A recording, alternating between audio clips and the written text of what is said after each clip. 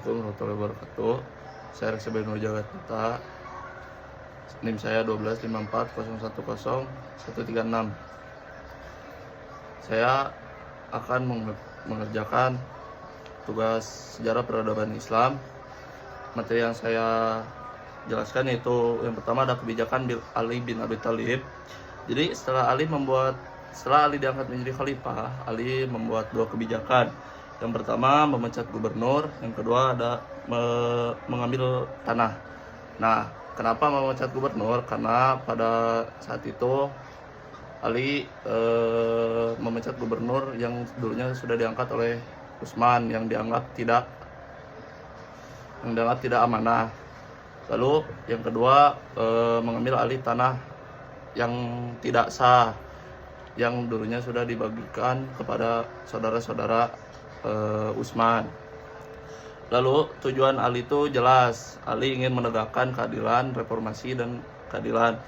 Nah, namun tindakan Ali itu dianggap terlalu cepat dan akhirnya terjadi penolakan di sebagian pihak yang terjadi konflik politik antara Bani Umayyah dan Bani Hashim. Lalu di sini saya akan membahas tentang Perang Jamal. Nah, perang ini muncul setelah ketegangan terbunuhnya Khalifah Utsman. Siti Aisyah, Thalhah, dan Jubair itu menindak Ali supaya menuntut Ali supaya menindak pembunuh Utsman.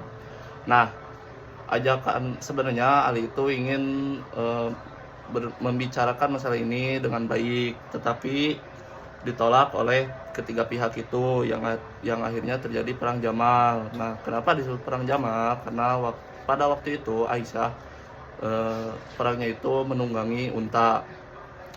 Lalu setelah perang itu pasukan Ali menang. Nah, Ali pun tetap menghormati Aisyah karena Aisyah adalah sebagian dari. Nah, setelah perang ini menang,